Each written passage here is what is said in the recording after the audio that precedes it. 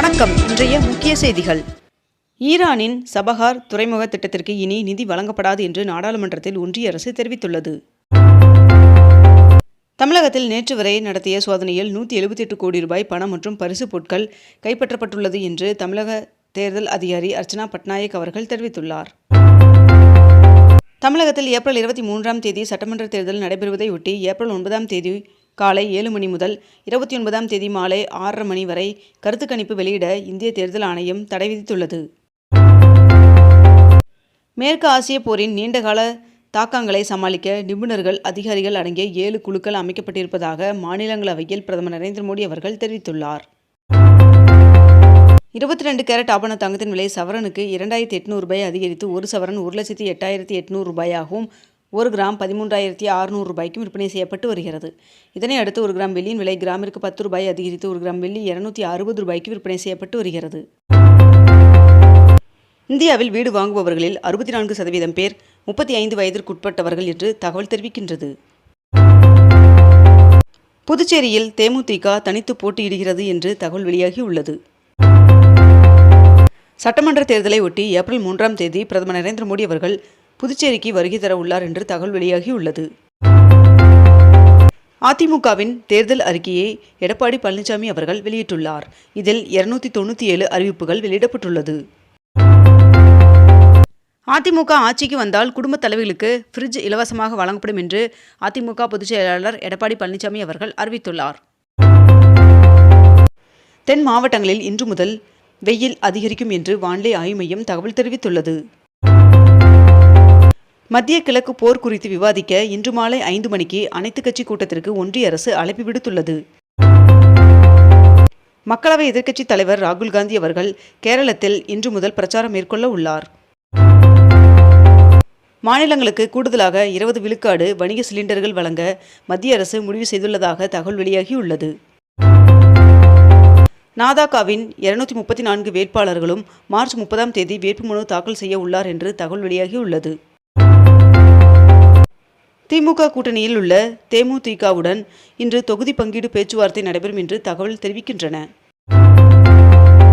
அதிமுக பொதுச் செயலாளர் எடப்பாடி பழனிசாமி அவர்கள் இன்று தேர்தல் பிரச்சாரத்தை தொடங்க உள்ளார் என்று தகவல் வெளியாகியுள்ளது. வார விடுமுறை மற்றும் மகாவீரர் ஜெயந்தியை முன்னிட்டு சிறப்பு பேருந்துகள் இயக்கப்பட உள்ளதாக தெரிவிக்கப்பட்டுள்ளது. நார்த்தாமலை முத்துமாரியம்மன் சுவாமி கோவில் தேரோட்ட திருவிழாவை ஒட்டி வருகின்ற ஏப்ரல் 6ஆம் தேதி உள்ளூர் விடுமுறை அறிவிக்கப்பட்டுள்ளது. ஹார்முஸ் நீரிணையை மீண்டும் திறக்க வேண்டிய அவசியம் குறித்து பிரதமர் நரேந்திர மோடி அவர்களுடன் அமெரிக்க அதிபர் டொனால்டு ட்ரம்ப் அவர்கள் தொலைபேசியில் பேசினார். திமுக கூட்டணியில் விசிகவிற்கு 8 தொகுதியில் ஒதுக்கீடு செய்யப்பட்டுள்ளதாக தகவல் வெளியாகியுள்ளது. 2011ஆம் ஆண்டு மக்கள் தொகை அடிப்படையில் மகளிர் இட ஒதுக்கீட்டை செயல்படுத்த ஒன்றிய அரசு திட்டமிட்டுள்ளதாக தகவல் வெளியாகியுள்ளது. மேலும் 2 இந்திய கப்பல்கள் ஹார்முஸ் நீரிணையை கடந்தன. ஊட்டி தாவரவியல் பூங்காவில் கோடை சீசனுக்காக அலங்கார செடிகள் நடவு செய்யும் பணிகள் நடைபெற்று வருகிறது. இண்டிகோ நிறுவனம் ஏப்ரல் 30ஆம் தேதி வரை துபாய்க்கான பல விமான சேவையை ரத்து செய்வதாக தகவல் வெளியாகியுள்ளது. ஈரான் நாட்டின் மீது அடுத்த 5 நாட்களுக்கு போர் தொடுக்கப்படாது என்று அமெரிக்க அதிபர் டொனால்டு ட்ரம்ப் அவர்கள் அறிவித்துள்ளார். வேட்பாளர் பட்டியலை 2 கட்டங்களாக தவேகா வெளியிட உள்ளதாக தகவல் வெளியாகியுள்ளது. திமுக கூட்டணியில் மார்க்சிஸ்ட் கம்யூனிஸ்ட் கட்சிக்கு 5 தொகுதிகள் ஒதுக்கீடு செய்யப்பட்டுள்ளதாக தகவல் வெளியாகியுள்ளது. ரேஷன் கடைகள் மூலம் மண்ணெண்ணெய் விநியோகம் செய்ய மத்திய அரசு முடிவு செய்துள்ளதாக தகவல் வெளியாகியுள்ளது. புதுச்சேரியில் ஏப்ரல் முதல் வாரத்தில் தவேகா தலைவர் விஜய் அவர்கள் பிரச்சாரம் மேற்கொள்ள திட்டமிடப்பட்டுள்ளதாக தகவல் வெளியாகியுள்ளது. அதிமுக தனது கூட்டணியில் உள்ள பாஜகவிற்கு 27 தொகுதிகளை ஒதுக்கியுள்ளதாக தெரிவிக்கப்பட்டுள்ளது. புதுச்சேரியில் சட்டமன்ற தேர்தல் வருகின்ற ஏப்ரல் 9ஆம் தேதி நடைபெற உள்ளதன் காரணமாக அன்று விடுமுறை அறிவிக்கப்பட்டுள்ளது. திருவண்ணாமலை மாவட்டத்தில் வருகின்ற 28ஆம் தேதி 12,076 வாக்குச்சாவடி அலுவலர்களுக்கு பயிற்சி வழங்கப்பட உள்ளதாக தெரிவிக்கப்பட்டுள்ளது. போரால் ஏற்படும் பாதிப்புகளை இயன்ற அளவு அரசு குறைத்து வருகிறது என்று மக்களவையில் பிரதமர் நரேந்திர மோடி அவர்கள் விளக்கமளித்துள்ளார். மயிலாப்பூர் கபாலீஸ்வரர் சுவாமி கோவிலில் பங்குனி பெருவிழா கொடியேற்றத்துடன் தொடங்கியது.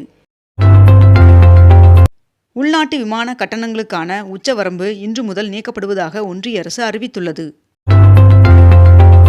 ஏடிஎம் சேவையை 5 முறைக்கு மேல் பயன்படுத்தினால் 17 ரூபாய் கட்டணம் வசூலிக்கப்படும் என்று இந்தியன் வங்கி அறிவித்துள்ளது.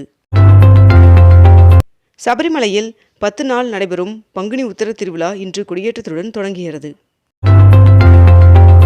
மத்திய கிழக்கு போரால் பாதிக்கப்பட்டுள்ள எரிசக்தி, உரங்கள், மின்சாரம் உள்ளிட்ட துறைகளில் நிலை குறித்து பிரதமர் நரேந்திர மோடி அவர்களின் தலைமையில் உயர்மட்ட ஆய்வுக் கூட்டம் நடைபெற்றது.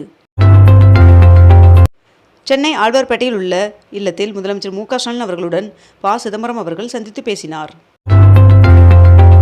சென்னைக்கு குடிநீர் ஆதாரமான 5 முக்கிய ஏரிகளில் இன்றைய நிலவரப்படி 79.25% நீர் இருப்பு உள்ளது என்று தெரிவிக்கப்பட்டுள்ளது. திருத்தணி அருகே 7 கோடியில் நந்தி ஆற்றில் அமைக்கப்பட்ட உயர்மட்ட பாலம் மக்களின் பயன்பாட்டிற்கு வந்தது. பல்லாவரம் அருகே ஆவணங்களின்றி கொண்டு செல்லப்பட்ட 13 கிலோ தங்கம் மற்றும் 34 கிலோ வெள்ளி பறிமுதல் செய்யப்பட்டுள்ளது. மின்னணு வாக்குப்பதிவு இயந்திரங்கள் மற்றும் வாக்காளர் பதிவு செய்த வாக்கை சரிபார்க்கும் கருவிகள் ஒதுக்கீடு செய்யப்பட்டுள்ளதாக இந்திய தேர்தல் ஆணையம் தகவல் தெரிவித்துள்ளது. கீழடியில் 11வது கட்ட அகழாய்வு நடத்த மாநில தொல்லியல் துறைக்கு ஒன்றிய தொல்லியல் துறை அனுமதி வழங்கியுள்ளதாக தகவல் வெளியாகியுள்ளது. கீழ் பொன்னத்தூரில் 53 ஐம்பொன் சிலைகள் தேர்தல் பறக்கும் படையிடம் சிக்கியது. தொடக்க கல்வி பட்டய தேர்விற்கு தனித் தேர்வர்கள் மார்ச் 26ஆம் தேதி முதல் இணைய வழியில் விண்ணப்பங்களை பதிவிறக்கம் செய்யலாம் என்று தெரிவிக்கப்பட்டுள்ளது. வாக்காளர் பட்டியலில் பெயர் இல்லாதவர்கள் வருகின்ற 26ஆம் தேதிக்குள் விண்ணப்பிக்கலாம் என்று தெரிவிக்கப்பட்டுள்ளது. ஆந்திர மாநிலத்தில் உள்ள ரேஷன் கடைகளில் மீண்டும் மண்ணெண்ணெய் வழங்கப்பட உள்ளதாக அமைச்சர் தெரிவித்துள்ளார். போருக்கு மத்தியில் தனது மிகப்பெரிய மதிப்புள்ள 10 மில்லியன் ரியாஸ் நோட்டை ஈரான் வெளியிட்டுள்ளது. தேசிய ஜனநாயக கூட்டணியில் டிடிவி தினகரன் அவர்களின் தலைமையிலான அமமுகவிற்கு 12 தொகுதிகள் ஒதுக்கப்பட்டுள்ளதாக தகவல் வெளியாகியுள்ளது. வணிக பயன்பாட்டிற்கான சிலிண்டர் ஒதுக்கீடு மார்ச் 23ஆம் தேதி முதல் 50% அதிகரிக்கப்படும் என்று மத்திய அரசு தகவல் தெரிவித்துள்ளது. ஹார்முஸ் ஜலசந்தி இடையூறு காரணமாக தினசரி 21,600 கோடியை வளைகுடா நாடுகள் இழந்து வருவதாக தகவல் வெளியாகியுள்ளது. ரூபாயின் மதிப்பு கடும் சரிவு, தொழில்துறை எரிபொருள்கள் விலை உயர்வு ஆகியவை பணவீக்கத்தின் அறிகுறிகள் என்று ராகுல் காந்தி அவர்கள் தெரிவித்துள்ளார். ரேஷன் அட்டைதாரர்கள் ஏப்ரல் மாதத்தில் 3 மாதங்களுக்கான பொருட்களை பெற மத்திய அரசு ஏற்பாடு செய்து வருவதாக தகவல் வெளியாகியுள்ளது. இந்தியா, சீனா இடையே 6 ஆண்டுகளுக்கு பிறகு இமாச்சல பிரதேசம் வழியாக வர்த்தகம் தொடங்க உள்ளதாக தகவல் வெளியாகியுள்ளது. இத்துடன் இன்றைய தலைப்புச் செய்திகள் நிறைவடைகின்றன. மேலும் இதுபோன்ற அண்மை தகவல்களை உடனுக்குடன் தெரிந்து கொள்ள அக்னிபூ சேனலை சப்ஸ்கிரைப் செய்து கொண்டு தொடர்ந்து இணைந்திருங்கள். நன்றி, வணக்கம்.